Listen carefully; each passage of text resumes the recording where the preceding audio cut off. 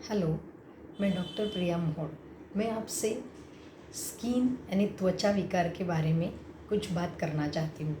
हमें पता है कि आजकल सभी लोगों को स्किन की प्रॉब्लम है। जैसे स्किन की प्रॉब्लम जो कॉलेज में जाते हैं, जैसे लड़के लड़कियाँ, उनमें ज़्यादा पाई जाती है। जैसे मुँह से आना, काले धब्बे आना, सनबर्न होना, जैसे कोलेज़्मा, ये चीज़ें हमें लड़के और लड़कियों में तो दिखती है, वैसे ही स्त्री और पुरुष में भी पता चलती है। इसके लिए बहुत सारे कारण हैं। और जैसे त्वचा विकार हम बोलते हैं, जैसे कौन सी बीमारियां हैं, ये सब एक्जिमा, सोरियासिस, उसके अलावा खुजली की बीमारी, उसके अलावा स्किन पे जैसे प्रिकली हीट बोलते हैं, घमूलियाँ आना, कभी कभी काले निशान गिरना, कभी लाल निशान गिरना, किसी किसी को सफ़ेद दाग की भी शिकायत रहती है, जैसे कोढ़ है, ओके, उसको हम ल्यूकोडर्मा या विटिलिगो बोलते हैं। किसी किसी को ए विटामिन और ई विटामिन डिफिशियंसी के कारण भी काफ़ी तकलीफ़ स्किन पे दिखती है।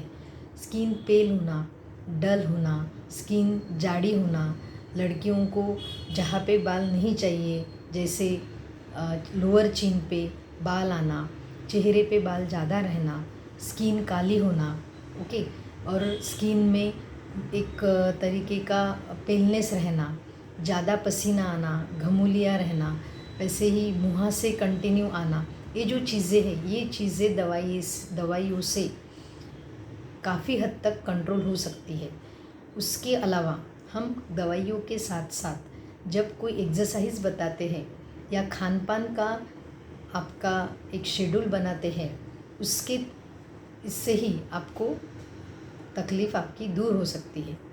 वैसे हमने देखा है कि काफ़ी लोगों को जैसे दूसरी बीमारियां रहती है, एसिडिटी है, कफ की शिकायत है, पेट की शिकायत है, इसी के अलावा लिवर की शिकायत है।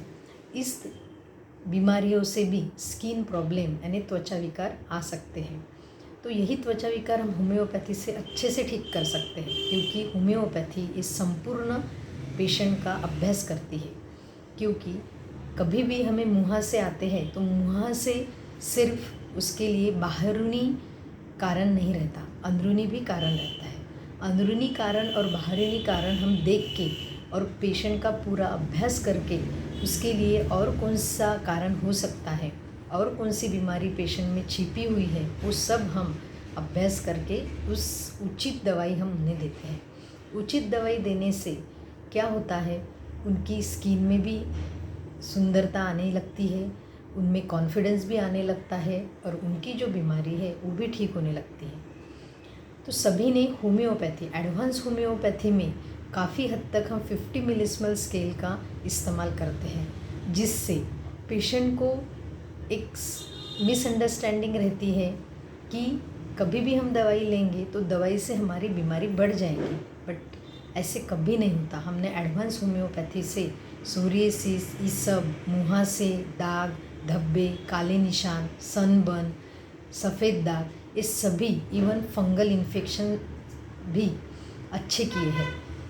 इसी कारण वो कभी वो बढ़े नहीं। जो मेडिसिनल एग्रीवेशन बोला जाता है वो 50 मिलीस्मल स्केल में नहीं होता, इसीलिए हम उसे एडवांस होम्योपैथी बोलते हैं। एडवांस होम्योपैथी का उचित डोज देने से पेशेंट अच्छा ही होता है, बल्कि उनमें जो कुछ और दूसरी व्याधियाँ हैं जिसके कारण उनको बीमारी आई है, वो भी उससे ठीक होती है। इसी प्रकार हम खान पान का प्रकार बताते हैं, क्योंकि कुछ बीमारियां ऐसी हैं जो खान पान के कारण बढ़ने लगती है, उससे भी पेशेंट को आराम नहीं मिलता है। बट हमें ऐसे लगता है कि दवाई से आराम नहीं मिल रहा है, क्योंकि आजकल जो खान पान हम कर रहे हैं वो गलत तरीके से कर रहे हैं। तो हम जिसको जैसी बीमारियां हैं, जिसको जैसे स्किन प्रॉब्लम है, जिसको जैसी व्याधि है, उस हिसाब से मैं उनको खान पान का प्रकार बताते हैं। इवन हम उनको कुछ एक्सरसाइज भी बताते हैं।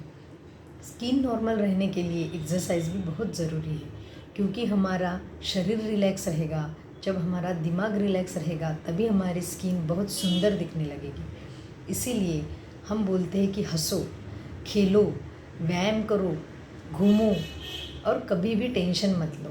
बट टेंशन मत लो ये कहने से नहीं होता, टेंशन आ ही जाता है। तो टेंशन नहीं आना चाहिए, इसीलिए ही हम होम्योपैथी दवाई का इस्तेमाल करते हैं। जब हमें पता चलता है कि मॉडर्न मेडिसिन से हमें आराम नहीं मिल रहा है, तब हम होम्योपैथी की तरफ आते हैं। बट हम शुरुआत से ही होम्योपैथी की तरफ आएंगे तो आपकी स्किन, आपके बाल, आपकी एक व्यक्तिमत्व सुंदर दिखने लगेगा।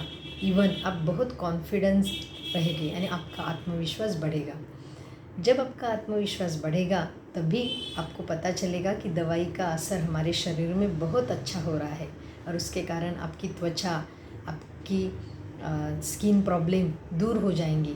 और जो कुछ हम बताते हैं कुछ ट्रीटमेंट के दौरान कि कुछ चीज़ें आप मत लो, अवॉइड करो, वो चीज़ें आप हमेशा के लिए आपको बंद नहीं करनी होती। पेशेंट में ये भी एक मिसअंडरस्टैंडिंग रहती है कि मुझे हमेशा के लिए कुछ खाना नहीं मिलेगा, मुझे यही खाना पड़ेगा, बट वैसे नहीं होता है। वो कुछ ट्रीटमेंट के दौरान ही हम आपको बोलते हैं, और जैसे जैसे हम दवाई देते हैं वैसे वैसे हम बाद में वो शुरू करने के लिए भी बोलते हैं, क्योंकि हम पेशेंट को जैसे जैसे दवाई देते हैं वैसे वैसे उनका शरीर वो चीज़ें एक्सेप्ट करने लगती है। जो लोग कभी खट्टा नहीं खा पा रहे थे, 3-4 महीने में वो खट्टा भी खा सकते हैं, और उनको उससे कुछ तकलीफ़ भी नहीं होती, खुजली भी नहीं आती, कुछ भी नहीं होता। इस तरीके से हम जब मॉडर्न एडवांस होम्योपैथी का इस्तेमाल करते हैं तभी इस तरीके से पेशेंट को आराम मिलता है। Thank you.